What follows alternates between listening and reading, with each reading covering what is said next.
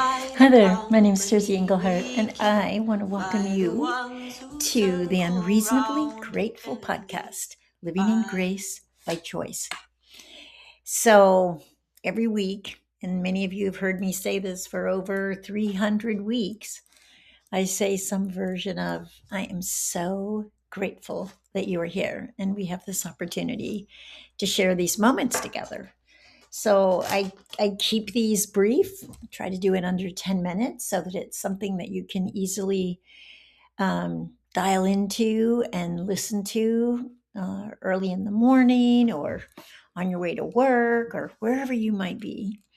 And I try to keep the nuggets, the tidbits clear and meaningful so that you can embrace the ones that sort of stand out for you, take it on and apply it to your own life in the hopes that through my sharing from my story and my life experience of uh, living through teenage sexual abuse and then an eating disorder, living as an addict for 20 years and now 40 years of recovery, that you'll hear something that will guide you along your path. Now, you don't have to relate to yourself as somebody who's an addict or in recovery, but we're all recovering broken off pieces of ourselves, bits and pieces that we've either hidden, avoid, defined ourselves by, keep secret, and have sort of crafted a life around them,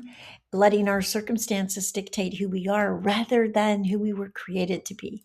So it's my hope that all of us are stepping more deeply into the amazing creation that you are. Okay, so welcome. Grateful to have you. Let's see here. So, a couple things I just want to catch you up on. My granddaughter, Kate, moved up here to North Idaho. She's living in the new apartment that was built over the kitchen that we just finished building, a few months ago. And super happy to have her. It's a new chapter for her, a new chapter for us. She's always been a farm girl, a cowgirl, loves animals. And so we're in the midst of this developing a new relationship in our own lives. Sure, I'm her grandma. I've always been her grandma. I'll keep being her grandma. And we get to live together now and farm together and incorporate her into the vision that Mountain Cloud Creamery is. So grateful to have her. And, like I've shared with you before, life's always changing, always shifting, and there's always new opportunities for us to learn and grow and expand. Okay, so this particular episode is called Love Heroically and Be Heroically Loved. So I ask a couple of questions in the description of this episode, like, what if life is really just an ongoing opportunity for us to deepen and expand our capacity to let love in and to let love out?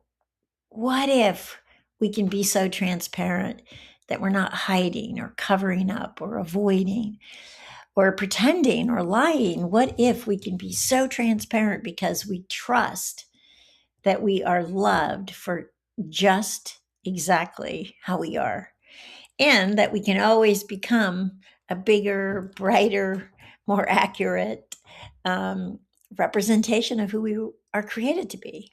We can step more fully into, how heroically loved we are. Now, I have a question because I've always wondered, can we actually love heroically without first knowing and experiencing being heroically loved? I don't know. It's a great question. Explore that for yourself. I personally think that the love that we pour out is the continuation of the love that we can let in. And the more we're hiding or deceiving or pretending or avoiding letting that love in, the more we limit our capacity to let that love out. And when I say heroically, it's like it takes a hero to let yourself be that loved, because we all have to face whatever our shame, our guilt, our embarrassment, our fears, whatever that might be that gets in the way of us actually letting that love in, letting ourselves be that completely loved. And so it's when we can do that, when we can trust that we are lovable, regardless of the mistakes or the errors, all the ways that perhaps we've missed that mark of love in the past. And so that's what I want us to do this week. I want us to really practice. And maybe you can start by just identifying, because, in the very beginning, when I started this podcast, I did one on naming. It's when we can name something, when we can identify, when we can give it a name, where we begin to carve away and chip away at and get some freedom around it.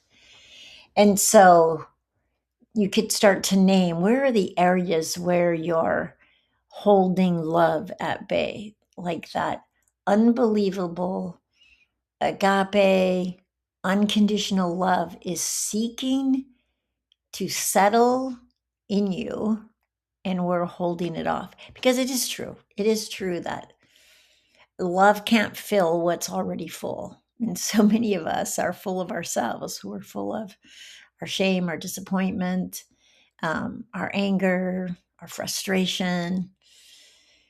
Yeah, whatever, our embarrassment, whatever it is. And sometimes it's momentary, but even momentarily being full of it and not letting that unconditional love in restricts our capacity and our ability to love that heroically others, to love others that with that heroic love. So see if you can name it, and then see if you can just sit with it and practice releasing that, letting it go, letting the love that wants to embody you come in. Whatever you might call that. See if you can't let that unconditional love presence invade your life, even in the areas where you're too afraid to, even if it's just momentarily, so that you then are constantly deepening your capacity to let love out, heroically love others. Okay, so that's the goal this week. And I'm going to be here next week. I look forward to seeing you then. And in the meantime, go be the hero that loves without conditions, and let yourself be heroically loved. All right? See you next week. Have a beautiful week.